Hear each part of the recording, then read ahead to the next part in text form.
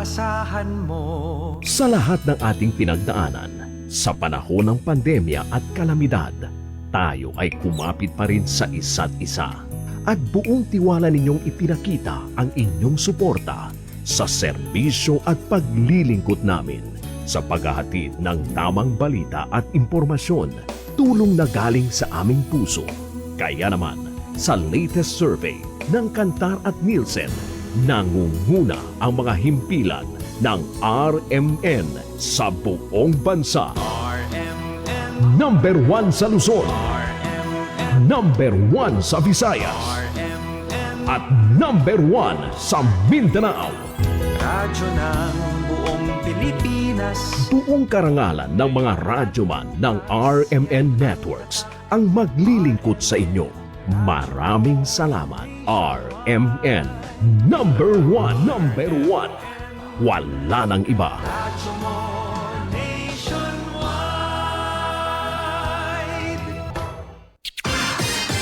Ito ang DXMY.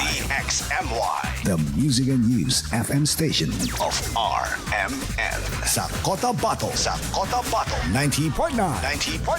DXMY.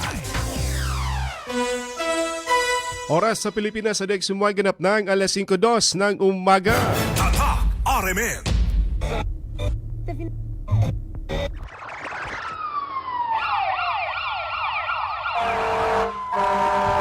Kaganapan sa magdamag, inyo nang malalaman mula sa RMN News Center. Ito ang unang radyo, unang balita. Kinalap mula sa iba't ibang panig ng lungsod at bansa. Detalyado, walang itinatago.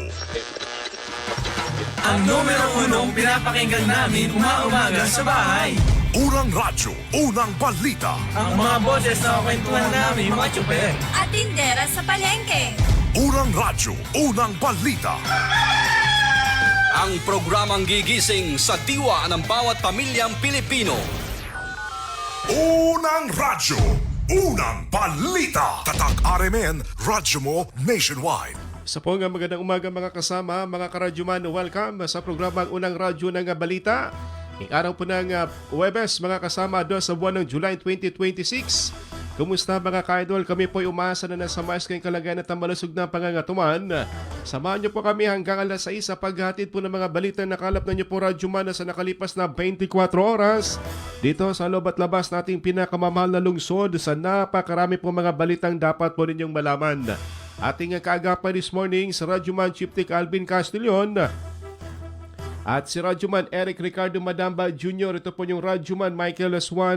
Una sa lahat, headlines. Dalawang nagbabantay ng bebe patay matapos na mapagkamalang asset sa bayan ng Ampatuan sa Maguindanao del Sur. Una sa lahat, headlines.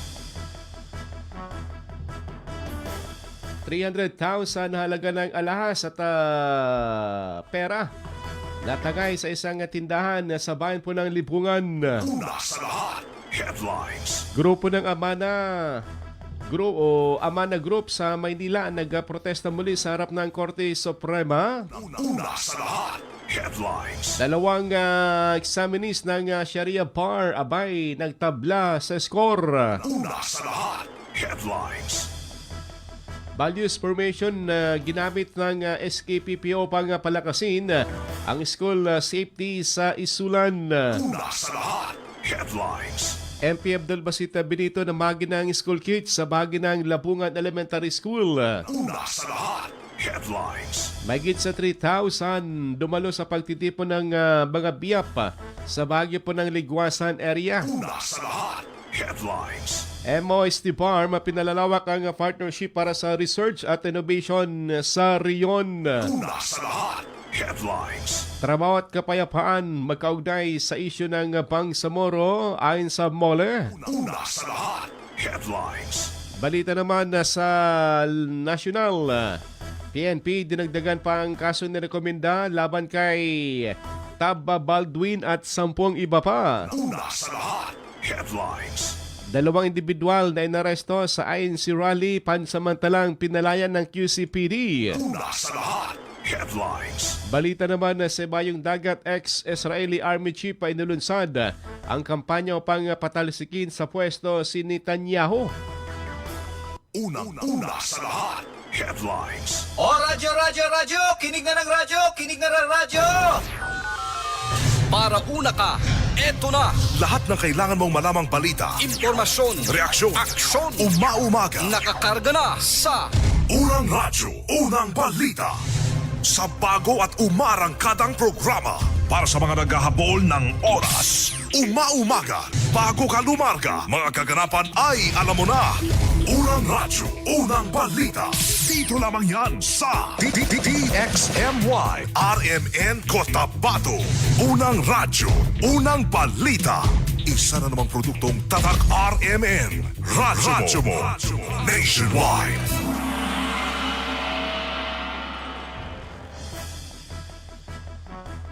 Muli sa magandang umaga mga kasama. Good morning sa 37 Barangay ng Cotabato City na nakatutok po sa DXMY. Siyempre pa sa ating mga suking mga tendero-tendera ng gulay at karne sa bahagi ng Mega Market. Mapia-mapita sa Kanalangonsan na sa Bagsakan area. Good morning sa mga habal-habal driver. Tricycle driver, good morning sa mga town-ace driver. Awang super na biyahe, village super, good morning po sa inyo.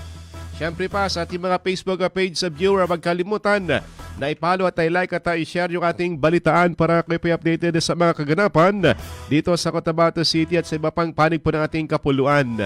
Good morning kay Danny Labrador, kay Sahara Ganoy Uto, good morning. Kay ate mo, good morning daw. Pa-shoutout kina Bapa Jing Cameros ng Barangay Pagunayan na sa Amay Manabilang. Kay Austin Jane na maintain Magbanwa, good morning. Pa-shoutout sa papa ko dyan sa STI Pansakala na siya yung nag-duty sa ngayon. Ingat daw always. Galing kay Austin Jane Minted ng Nabilan, kay Beth Swagabla at kay Evelyn Pontanilla, kay Marvin Leon, kay Sir Dato Tugoto at kay Nancy Sabado Blanca Remonde. Dumako tayo sa detalye po nating balita mga kasama. Ito malungkot na balita dahil napagkamalang asset. Kaya pinagbabaril hanggang sa nasuwi itong nagbabantay ng itik. Diyan sa bahagi po ng Barangay Matagabong, sako po ng Ampatuan na sa Maguindanao del Sur. Posible umanong mistaken identity ang nangyari sa naturang lugar na napagkamalang asset ng mga otoridad ang naturang mga biktima. Hinilalang sina Jerry Porras sa Dadid, 31 anyos at si Norma Porras sa Diala, 31 years old na residente ng Isulan sa probinsya po ng Sultan Kudarat Province. Kapwa, nagatamo ng mga tama ng pala sa iba't ibang parte ng kanilang katawan ng naturang mga biktima na nagtatrabaho bilang nagtagabantay ng mga bibi. Itong itik, itong ginagawa po na balot. Base sa salaysay ng kanilang kamag-anak, tumating ang dalawa sa lugar bandang alas 4 ng hapon noong Martes upang magpastol ng mga bibi, ngunit kalaunan ay natagpuan na silang wala ng buhay. Na-recover sa crime scene ang isang basyo ng bala ng caliber 5.56 na baril at iba pa. Sa ngayon, nagpapatuloy pa rin po yung follow-up investigation ng Ampatuan MPS. Unang radyo. Unang balita. Kawawa naman na pagkamalang asset ng otoridad. Nagbabantay lamang po sila ng bebe mga kasama. Sa iba pang balita, isinuko kahapon ni Talitay Mayor Amiril Sidik Amiril ang kanyang nakakabatang kapatid na may warrant of arrest dahil sa kasong paglabag sa Republic Act 9165. Kung saan niyang isinuko sa tanggapan ng kapulisan dahil ito po ay may warrant of arrest na isa katuparan ng pagsuko ng akusado sa tulong na rin ng makakapatid na alkalde, vice-alkalde at ng municipal councilor ng pamilya Amiril. Ayon pa kay Mayor Sidik Amiril, ang kapatid dito na si Sabir ay marong warrant of arrest dahil sa Republic Act 9165 noon pang 2019. Matagal nang hinikayat ng alkalde na kusang sumuko ang kanyang kapatid at ngayon ay tuluyan na nga itong nakumbinsi na sumuko sa mga otoridad. Sa ngayon, nasa kustodiya na rin ng PNP ang kapatid ng alkalde at nakahanda ng harapin ang kanyang kasong paglabag sa Republic Act 9165. Unang radyo, unang balita. Kapatid ko is isinuko natin dahil sa kanyang kasong kinasasangkutan kung saan ay ito ay nasa Republic Act 9165 na kanyang kinasasangkutan na kaso, pagamat yan ay 2019 pa man, 2019. So, pinakiusapan natin na maisuko sa ating kapulisan. Sapagkat ako'y naniniwala na walang magkakapatid o walang magkakamag-anak pag kailangan humarap ka sa batas o kinaukulan ay harapin mo. Dahil yun po sa amin. Kaya natin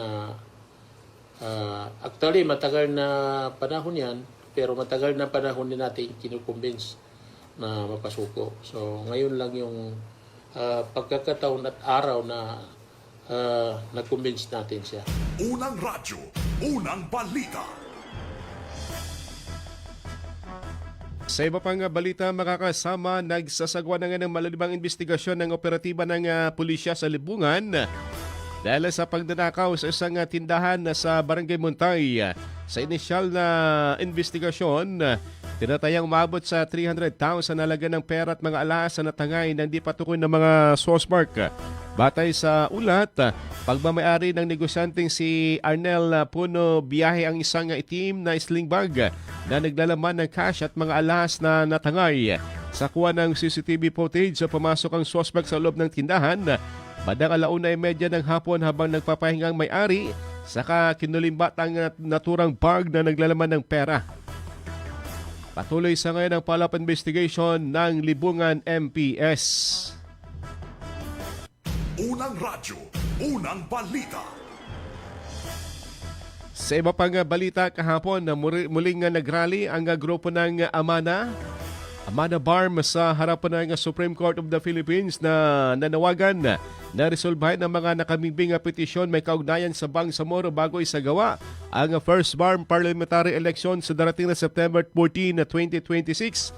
Sa isinagawang pagtitipon sa harap ng Supreme Court, sinabi ng mga konbinor na sina Alim Saad Amate at Maulana Mamotok na mahalagang malinaw na ang usaping legal, partikular ang mga may kaugnayan sa districting at representation upang maiwasan ang anumang pagdududa sa magiging resulta ng halalan. Ayon pa sa grupo, dapat na umunang mabigyan ng agarang pansin ang mga petisyon at nakahilingan para sa temporary restraining order upang matiyak na magiging maayos, patas at naayon sa batas ang First Barm Election. Unang radyo, unang balita.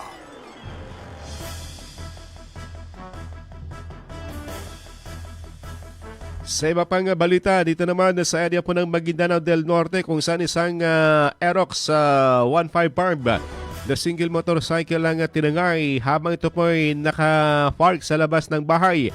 Sa bahagi po ng Magelco area, sa dato din ng Sinswat sa Maguindanao del Norte, alas 3 ng madaling araw nang ito po ay mapaulat na nawawala. Ito po ay Aerox version 1 na kung saan may plakang temporary. Ito'y kulay blue na may plakang temporary na 1201-2935 o 3452. Siya sinuman pong nakapansin na naturang kulay asul na Aerox 155, pwede pong makipag-ugnayan sa contact number na 0935-8728-856. Ito'y naipablatan na rin sa himpilan ng DOS PNP para sa agarang recovery nito. Unang radyo, unang balita. Tambalang matinis sa mga balitang maiinit sa unang radyo, unang balita. Oras sa Pilipinas sa next mo ay ganap ng 5:60 na po ng umaga. Tatak RMN.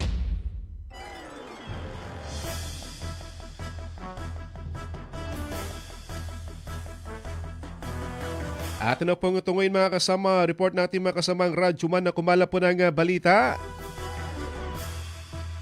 Ating unang dakwan na sa radyoman na maestro. Karagdagang detalye dito sa pagsuko ng kapatid ng alkalde ng Talitay sa PNP. Kahapon sa detalye sa radyoman maestro Rahiban Saw. Ronda Presinto. Isinuko kahapon sa mga otoridad kahapon ng umaga ang kapatid na lalaki ni Talitay Mayor Dato Sidi Camiril, Vice Mayor Dato Musa Amiril at Councilor Bay Pinang Amiril matapos maglabas ng warrant of arrest ang korte laban kay Sabir. Ayon kay Sidi Camiril, walang pinipiling kamag-anak ang pagpapatupad sa batas at sinumang may panagutan ay dapat humarap sa proseso ng hustisya. Sa kasalukuyan ay nasa kustodiya na ng Talitay Municipal Police Station ang suspek para sa kaukulang proseso ng batas. Hindi pa malinaw sa ngayon ang kasong kinakaharap nito, habang nagpapatuloy ang pangalap ng karagdagang impormasyon ng DXMY. Kasama mo sa DXMY 90.9, Radyoman Maestro Rahiban sa Tatak, Armen. Unang radyo, unang balita. Salamat maestro. Samantala nakuha natin sa radyoman Dato Jul.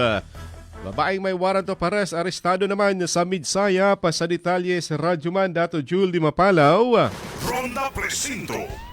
Dinakip ng mga otoridad ang isang babae sa bayan ng Midsayap sa North Cotabato matapos silbihan ng warrant of arrest kaugnay ng kasong falsification of private documents. Kinilala ang suspect na si Elias Karen, 35 anyos, na residente ng Barangay Poblacion 5 ng bayan na nahuli sa isinagawang operasyon ng Midsayap Municipal Police Station Tracker Team. Katuwang ang iba pang mga intelligence units. Ayon sa pulisya, ang suspect ay may kinakarap na kasong paglabag sa Article 172 ng Revised Penal Code at may nirerekomendang piyansang abot sa 36,000 pesos. Kasalukuyang nasa kustodiya ng Midsayap MPS ang naarestong suspect habang hinihintay na lamang ang commitment order ng korte para sa kanyang nakatakdang paglilitis. Kasama mo sa DXMY 90.9 RMN Cotabato, Radyoman Jul di Mapalaw, Tatak RMN. Unang radyo, unang balita. Salamat Dato Jul sa balitang yan. Samantala nakuha natin sa Radyoman Daisy sa kanyang report. Sinasabing Land Bank pinaigting ang suporta sa sektor ng agrikultura sa Soxarjan. Sa detalye sa Radyoman Daisy Mangon. DXMY.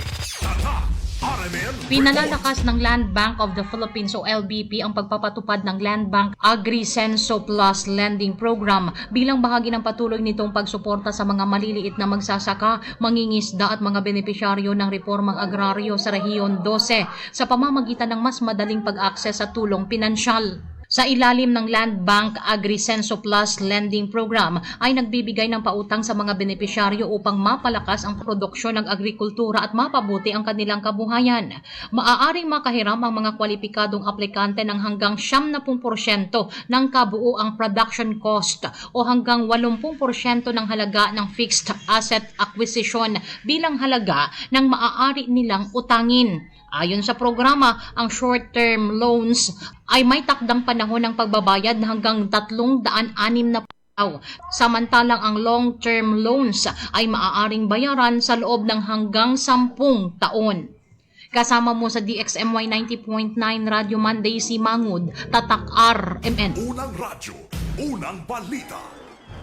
Salamat Radyoman Daisy sa balitang yan. Good morning pa rin sa mga nakatutok sa atin. Kay Jenodine Hailon, good morning sa Esperanza. Kay Mud Sainal at kay Jeffrey Salvador, good morning sa Awang Tenorio Dos. Kay Mariano Michael Brian Mokiw, good morning po sa inyo. Kay Amada Lumpan sa Barangay Dalumangkob. Diyan sa Sultan Kudarat at kay Rihanna Samad, good morning. Kay Violet Ningasga Pantuhan sa Kidapawan. Kay City Administrator Abs Bitimbang sa Lugay-Lugay, good morning sir. Kay Parida Balabagan, good morning sa Tugunan Special Geographic Area. Kay Father Elmar Cortel, kumusta man Pads dyan sa bahagi po ng Noro Opi? Malamig din po ba dyan? Dito malamig dahil nga po sa mga pag-ulan, mga pag-ambon. Meron pong bagyo ha. Si Henry pumasok na po sa FAR. Ibang area dito sa Pilipinas nasa signal number 1. Kaya yung ating panahon, medyo makulimlim, mga nagbabadyang ulan. Maulap, 2 araw na dahil nga po dito sa LPA. Ngayon ay ganap na pong bagyo mga kasama si Henry. Kay Muhammad Kamsa, good morning. Kay LJ Landao sa Sitio Lago sa Barangay Labungan. Kay Wahida Akan Mamalapat sa Special Geographic Area Kadayangan. At kay Main Masukat Akan, good morning sa Tagig. Sa Green Moss daw, pa-shoutout sa kanyang misis na si Hadja Minda Nurhain na Pika Akan na Sukran DXMY. Oras po natin mga kasama, ganap ng 5:22 na po ng umaga. Oras na para tayo po humigop ng Muscleman Strong Coffee para may lakas tayo sa buong maghapon. Mga unang balitang kailangan mong malaman. Mga isyung huhulma sa inyong kaisipan. Unang radyo, unang balita. Unang radyo, unang balita.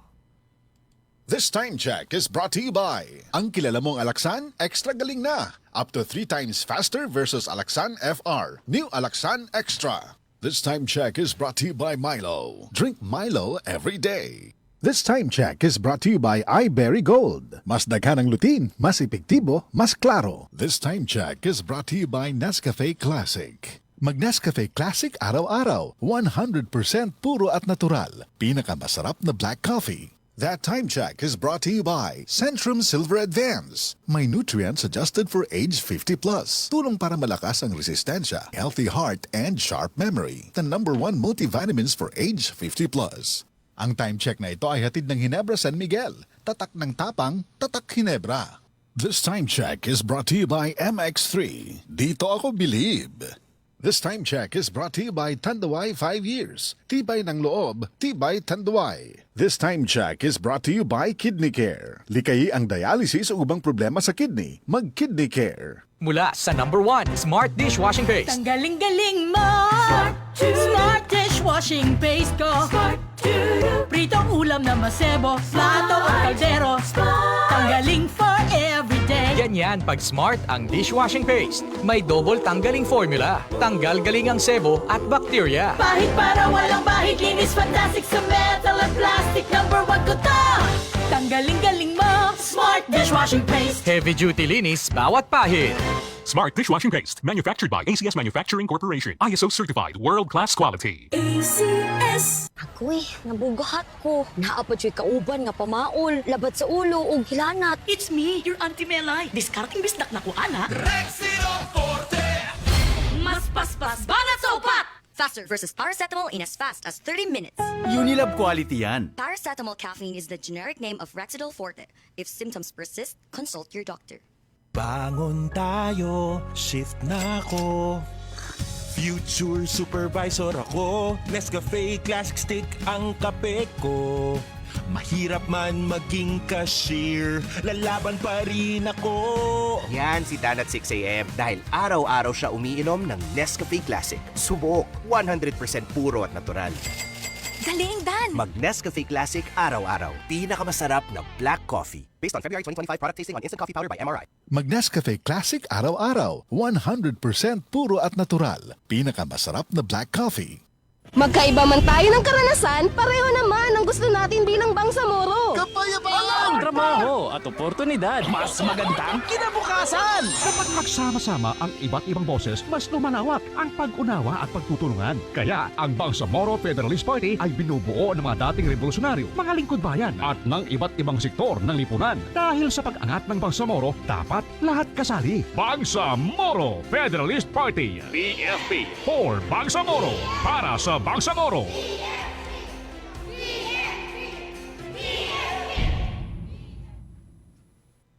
Halalang Bangsamoro. Assalamualaikum Almira. Informed ka na ba sa amendments ng Bangsamoro Electoral Code o BAA 35? Alaikumissalam. Anong amendments yan? Maraming amendments o mga nabago sa BAA 35. Ito ay ang BAA 88 o ang amendments to the Bangsamoro Electoral Code. Isa na rito ang percentage threshold o porsyentong dapat malikom ng isang partido para makasecure ng seat sa parliament. Sa BAA 35, ang threshold ay 4%. Sa BAA 88, ito ay 2.5% na. Ibig sabihin, 2.5% na lamang ang kailangang makuha ng isang RPPP o partido para makasecure ng isang seat. Kaya sa kauna-unahang eleksyon, piliin natin kung anong partido ang mas may malasakit sa Bangsamoro. Halalang Bangsamoro. This infomercial is brought to you by the Bangsamoro Information Office. Kada adlaw magsigi og trabaho, pagkatas na dayon diha, dapat lig unta.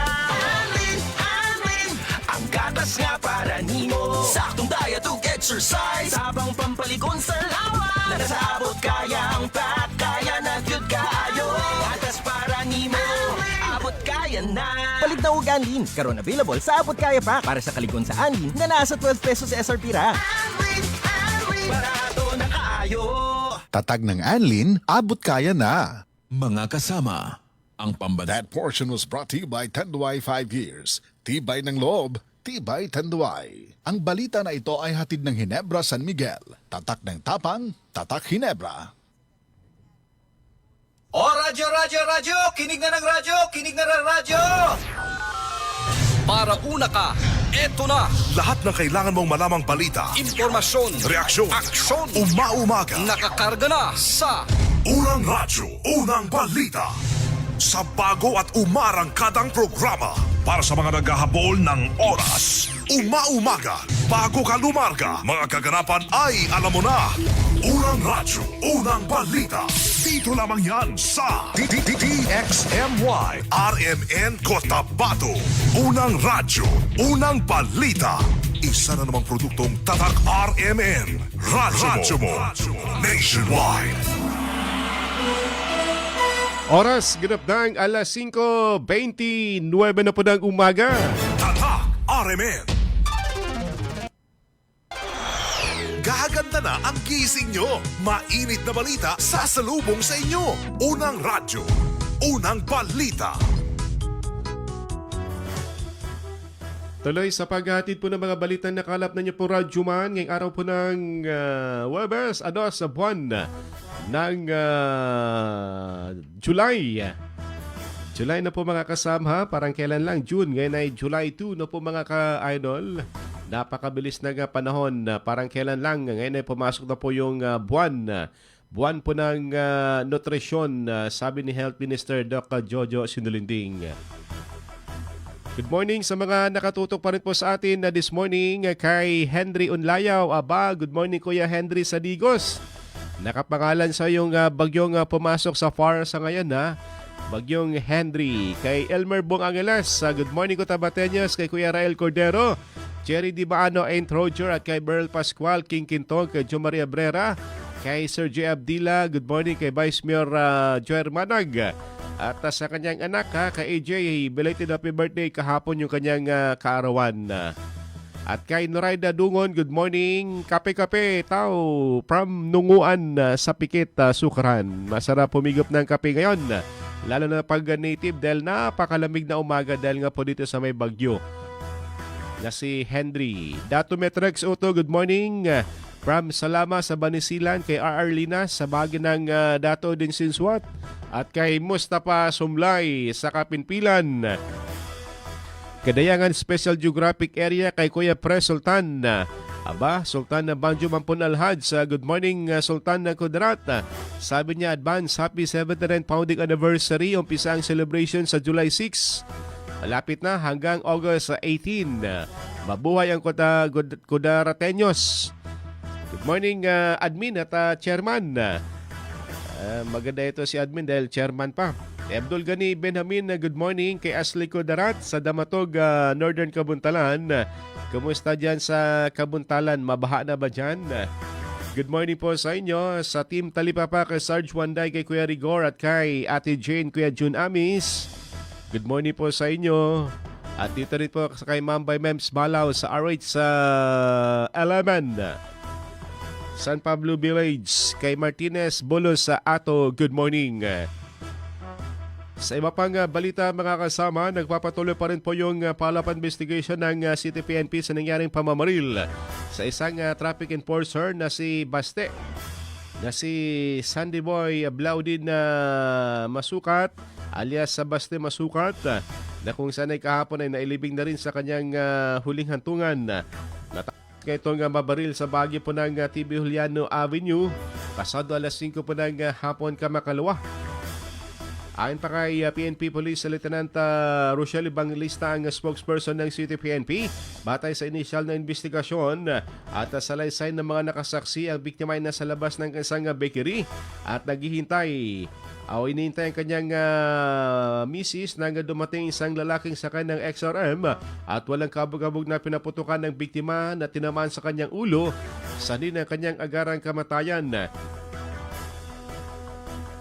Sa ngayon, posibleng may kaugnayan na sa trabaho bilang traffic enforcer ang nakikitang motibo ng City PNP. Unang radyo, unang balita.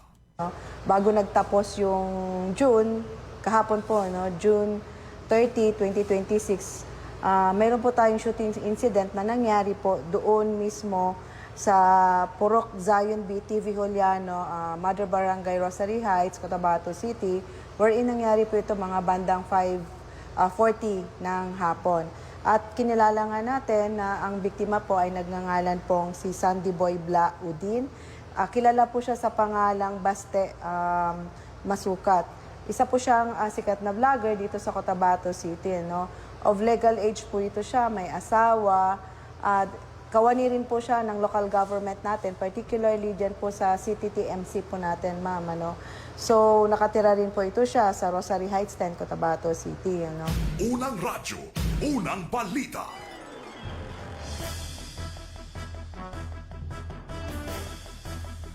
Sa iba pang balita, mga kasama na bahagi ng mga school kits, ang tanggapan ni BTM Member Parliament Abdul Basit Bobby Benito sa mga estudyante ng Labungan Elementary School sa bayan ng Dato din ng Sinswat bilang bahagi ng patuloy itong pangako na suportahan ang dekalidad na edukasyon at itaguyod ang kapakanan ng mga mag-aaral at ng mga kaguruan. Dinaluhan ang pamamahagi ng mga opisyal ng paralan, mga guro at ang mga mag-aaral at ang mga kinatawan mula sa tanggapan ni MP Benito. Ipinahayag ni Punong Guro Miss Demia Uko ang kanyang pasasalamat sa tulong na ipinagkaloob sa kanilang paaralan. Ibinahagi niya na umaasa silang maisama sa programang Tulong Pang-Edukasyon matapos malaman na may katulad na suporta ng ibinibigay sa iba pang mga paaralan sa pamamagitan ng rekomendasyon ng Divisions Office. Anya, labis na nagpasalamat ng komunidad at ng paaralan dahil natugunan ng kanilang kahilingan. Nagpasalamat din si Principal Uko kay Miss Muslima Benito, isang dating kasamahan sa propesyon ng pagtuturo na nagtulong upang may sakatuparan ang pagbibigay ng naturang mga school supply. Binagit niya na nanatiling maalalahanin si Miss Benito sa mga pangailangan ng kanilang paaralan sa kabila ng kanyang paglipat sa paglilingkod sa publiko at kinilalang patuloy nitong suporta sa sektor ng edukasyon. Unang radyo, unang balita. Marami-raming mga kababayan sa Special Geographic Area na kabinipisyo dito sa Oplan Sam, libreng opera sa mata, sa may depresya sa mata at mga bukol. Dito ay sinasagawa sa Deseret Surgimen Hospital sa bayan po ng Kabakan na kung saan sinabi ni Health Minister MP Docadil Jojo Sinulinding, ito ay para sa 8 bayan ng Special Geographic Area na turang 4 na araw na libreng gamutan para sa mga kababayan dito sa SGA. Dito sa bahagi po ng Old Kaabakan, Malidegaw, at Kapalawan at Ligwasan, area ng Tugunan, Pahamudin, Kadayangan at ang bayan po ng Nabalawag. Ngayong araw ang huling araw para po dito sa naturang aktibidad. Unang radyo, unang balita. Na mga volunteers sa ating serbisyong alay sa mamamayan o Plansam, kasama mo sa kalusugan dito po sa bayan ng Kabakan. At ang ating binibigyan po ng tulong ang ating mga kababayan sa Special Geographic Area. At yan po ang Old Kaabakan, Kapalawan, Malidegaw, Ligawasan, Kadayangan, Nabalawag, Tugunan, pati na rin po ang Pahamudin. And of course, kasama dito palagi ang Dato Muntawal at ang Pagalungan. Tinatawagan ng pansin ng lahat ng mga alkalde na pwede po magpadala through our rural health units ng mga pasyente na nangangailangan ng serbisyong pang-surgery. Kasama po ang general surgical cases, yung may mga bukol sa leeg, may bukol sa suso, may bukol sa kung saan-saang bahagi ng kanilang katawan, at yung mga problema sa tiyan. At sa mga kababaihan naman, sa OB-GYN, andyan po yung ating mga espesyalista na handang maglingkod. Nakita ko nga kahapon kasamang Mike, yung Yes, Doc. mga tinanggal na mga bukol sa matres Aba. at sa ovaryo. Nako, kalalaki Mike, murag ulo sa bata. Dakwa eh. Oo. Pero alhamdulillah okay at matagumpay po ang ginawang pag-oopera at tayo po'y masayang-masaya dahil napagsilbihan na naman natin ang ating mga kababayan dyan po sa Special Geographic Area at ito po ay kasama sa programa ng ating Ministry of Health, ang BTA Parliament Office ni Dr. Sinulinding, and of course ang ating mahal na Chief Minister Abturao makakuha. Unang radyo, unang balita. Ang naturang aktibidad sa mga pasyente ay hatid sundo. Sila po ay sinusundo sa kanilang tahanan at pagkatapos ng operasyon ay ibinabalik naman na hinihatid ng mga ambulansya na galing po dito sa tanggapan ng Ministry of Health at ng ni MP Doc Cadel Jojo Sinulinding. Kaya sa mga kababayan po natin ng taga Special Geographic Area, may huling araw pa ngayong umaga para po o hanggang hapon para po sa naturang libreng opera. Unang radyo, unang balita. Mike, hanggang Thursday ang last day natin, pero ang gusto nating mangyari ay sana ngayon pa lang andyan na, wag nating hintayin yung last day at baka mamaya ubos na yung ating mga gamot, ubos na yung ating mga anesthetic agents, yung ating mga doktor ay mag-uuwian na. So kailangan mas maaga po tayo. Today is anong araw ngayon? Wednesday. Unang radyo, unang balita.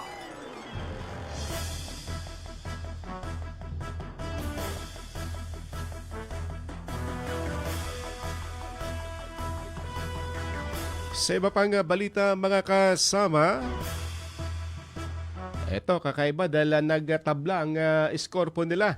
Nagtala ng magkaparehong pinakamataas na marka ang dalawang examinees sa opisyal na resulta na inilabas ng Supreme Court of the Philippines kahapon sa 2026 Sharia Special Bar Examination.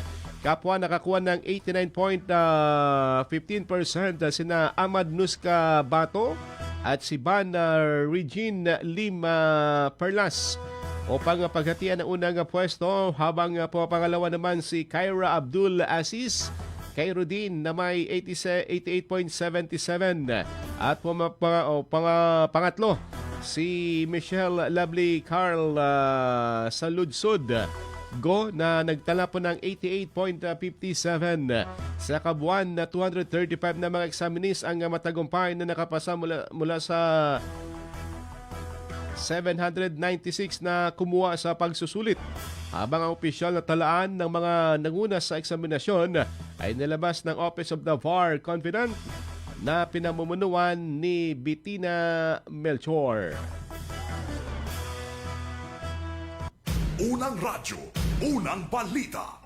Congrats sa mga pumasa sa naturang Sharia Bar.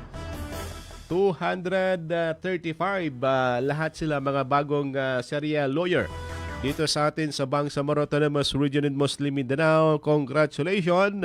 Kung meron kayong mga kamag-anak na pumasa, pwede nyo ipadala dito sa atin para nang sa ganun ay mabanggit natin yung kanila pong mga pangalan. Congratulations sa nagtabla na number 1 pareho ha.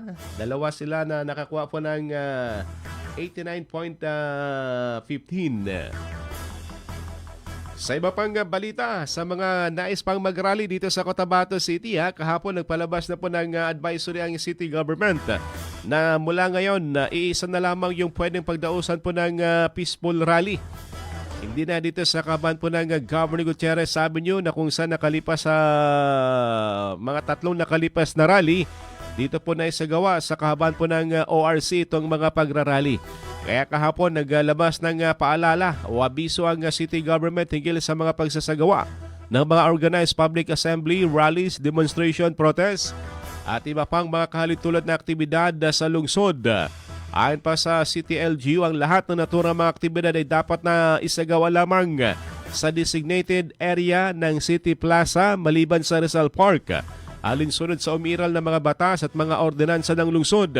Binigyan din ng lokal na pamahalaan na patuloy nitong kinikilala at ginagalang ang karapatan ng bawat mga residente o mamamayan sa mapayapang pagpapayag ng kanilang saloobin. Kasabay nito, layunin din nitong mapanatili ang kaayusan, kaligtasan at nakaginawaan ng publiko. Hiniling ng Cotabato City Government ang pagkipagpulong ng lahat na upang matiyak ang maayos at ligtas na pagsasagawa ng anumang pampublikong pagtitipon dito sa Cotabato City. Unang radyo, unang balita. At least maliwanag na yan sa mga susunod na mga rally, hindi na po dito sa bahagi ng Governor Gutierrez Avenue dahil maapektuhan yung opisina dito sa BARM. Yung mga empleyado hirap makapasok sa loob dahil napakarami po mga tao at matraffic dito sa kaban po ng Sinswat Avenue. So tapos na yung mga rally dito sa ORC doon na sa City Plaza gagawin. Ito ay dahil sa naging direktiba na rin ng Cotabato City LGU. Iwan ko nga ba, ba't dito lagi sa harap ng BGC sa ORC ang rally? Siya nakalipas na 3 mga rally at yung mga bilang ay hindi magkakatugma-tugma. Iba yung bilang ng organizer, iba rin yung bilang ng PNP, mga kasama. Tambalang matinis sa mga balitang maiinit sa unang radyo, unang balita. Oras po natin ganap ng alas 5:43 na po ng umaga. Tatak RMN. Sabi pa dito maganda yan sa City Plaza para nang sa ganun malaman yung bilang ng mga dumalo. Kasi meron na silang crowd estimate dyan sa City Plaza kung gaano karami. Abot ba dyan yung 50,000 sa City Plaza? Parang hindi yata kakasya, no? Mga 20,000 siguro kasyang-kasya pa. Pero kung mga 50,000 para bang imposible. Balikan natin ating mga kasamang radyoman runner na tulak ng ilegal na droga arestado sa Police Station number 1. Sa detalye sa radyoman.webs abang Ronda Presinto. Arestado na mga operatiba ng Police Station 1 Drug Enforcement Team ang isang lalaking runner ng illegal na droga matapos kumagat sa bypass operation kahapon alas 5:40 ng hapon sa bahagi ng Old Market, Barangay Poblacion 6, Cotabato City. Kinilala ni Police Station 1 Commander Police Captain Anwar Mambataw ang suspek na si Dato Mindambil, 40 anyos, may asawa, taga Barangay Katuli sa Sultan Kudarat, Maguindanao del Norte. Nasamsam sa transaksyon ang isang maliit na pakete na naglalaman ng hininalang shabu na may bigat na 0.05 grams na nagkakalaga ng 340 pesos. Swak sa selda ng Istasyon 1 ang suspek at maharap sa kasong paglabag sa RA 9165 na isasampa laban sa kanya. Kasama mo sa DXMY 90.9 RMN Cotabato, Radyo Manem sa Abang, Tatak Arimen. Unang radyo, unang balita. Salamat at web sa balitang yan. Samantala,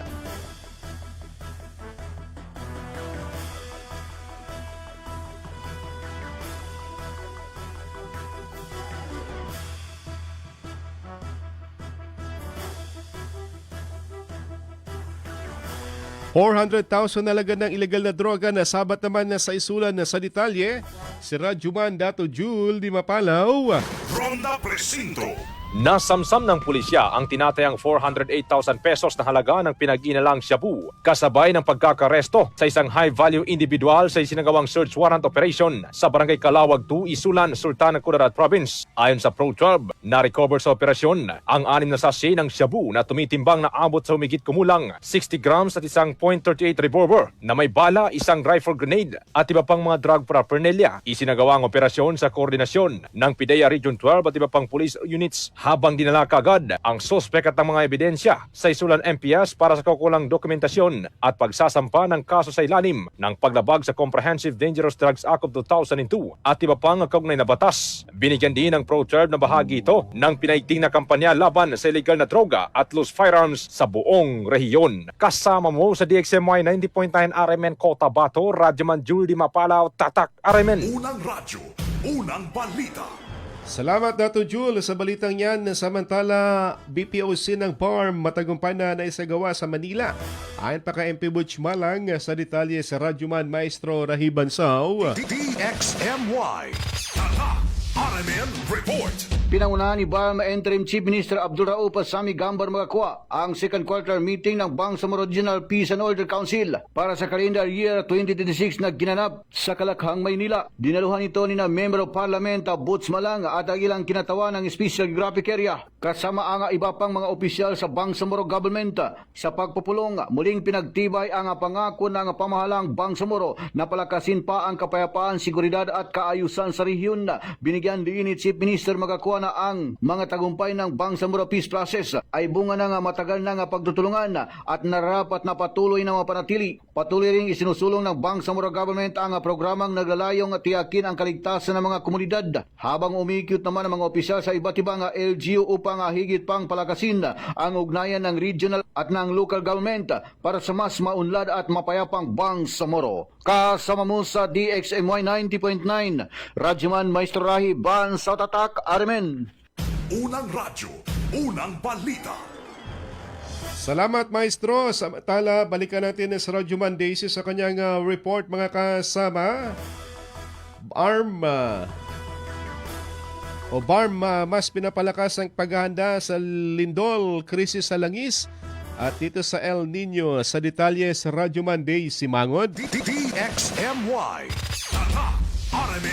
Mas pinaigting ng pamahalaang Bangsamoro ang paghahanda sa mga sakuna habang tinutugunan ang epekto ng lindol, pagtaas ng presyo ng langis at banta ng El Nino. Kabilang ang mga isyong ito sa tinalakay sa ika-82 regular cabinet meeting kamakailan. Sinuri ni Interim Chief Minister Abdul Rauf Magakwa at ng gabinete ang mga hakbang para maprotektahan ang mga vulnerableng sektor at matiyak ang tuloy-tuloy na paghahatid ng mahahalagang serbisyo ng pamahalaan.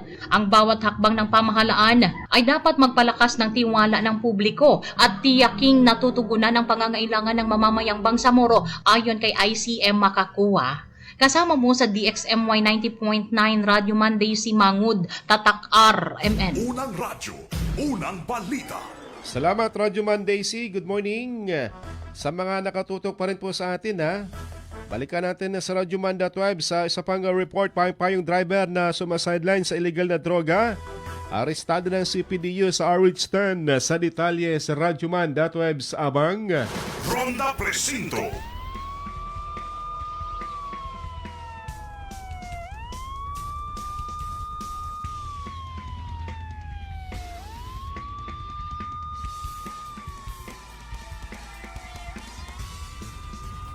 Sa kulungan ng bagsak ng isang lalaking payong-payong driver matapos masakote ng City Police Drug Enforcement Unit sa bypass operation 1:30 kahapon sa bahagi ng Purok Upper Bitara, Malagapas, Barangay Rosario 10, Cotabato City. Kinilalang suspect na si Usman Gepar alias Tom, 41 anyos, may asawa, residente sa nasabing barangay. Nakuha sa pagingat nito ang dalawang maliit na plastic sachet na naglalaman ng hininalang shabu na may timbang 0.08 grams na nagkakalaga ng 500 pesos. Bukod sa droga, nabawi rin ang isang improvised glass tube tutor at 500 pesos bypass money. Nasa kustodiya na ng Police Station 1 ang suspect at mahanap sa kasong paglabag sa RA 9165 na isasampa laban sa kanya. Kasama mo sa DXMY 90.9 Aramen, Cotabato, Radyo Manem sa abang, Tatak Armen. Unang radyo, unang balita. May tama ka sa loto. Ating silipin muna resulta ng drone ng PCSO na hindi po umurong sa pagtulong kahapon. Swertres lumabas sa 889, alas 2 po ng hapon yan. Alas 5 naman, 962. Samantalang 9 p.m. naman na Swertres, 208. 4D naman na kagabing alas 9 lumabas, 7058. Ang tumoy 058 sa milyones na papremyo. Megaloto naman na 645 na sa 93.7 ang jackpot prize. Winning combination natin na 0204, 36 sa 19 na 24 at 17.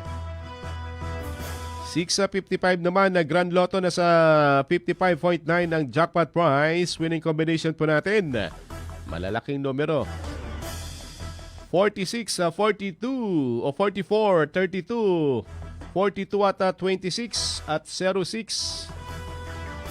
Parang hirap makuwang combination . Congrats sa sino man nakakuha ng winning combination na yan. Iuwi po ninyo ang 59 o 55.9 million pesos. Good morning sa mga nakatutok pa rin po sa atin, kay Ahmad Enoch sa Tenorio, kay Tong Opak sa Dam MDS at kay Katbar Daton Mursid from Nasapian Kapalawan SGA, kay Sharif Di Mananal, good morning. Sa Alikoanan si Wajid Dang at si Ahmad, may pasok po ba ngayon? May pasok po sir, wala namang ulan. Kay Doc Margani Gumander, good morning sir, dyan sa bahagi po ng Mahad. Sa area po ng Cotabato, Darussalam College sa Mother Barangay Bagwa sa Cotabato City. Good morning po Doc. Kay Sally Abdul Karim, good morning. Kay Teng Abdul Karim, good morning dyan sa bahagi po ng supermarket area sa Poblacion Mother. Kay Bayan Mokol Sumitimbang Waya, kay Dato Tungway ng Purok Bayalabi sa Dato Balabaran, kay Dato Paika Benito sa Tabiran, kay Sir Dato Tenga Latip sa Poblacion 1. Congratulations kay Sister-in-law Linang Pangunutan Latip for passing Sharia Special Examination. Congratulations sir. At kay Durante Elmer Sabidoria from Sitio Bisang, Rumungaob, South Upi. Kay Ma'am Elvira Alindao Kalob sa Bagar sa Libungan, good morning ma'am. Kay Simbay Adam, kay Fatima Otto Abdullah Ayob, kay Ma'am Lourdes, good morning Ma'am Lourdes. Diyan sa bahagi po ng Poblacion 7. Balikan natin sa Radyo Man Daisy update naman sa mga Marites. Balitang Showbiz.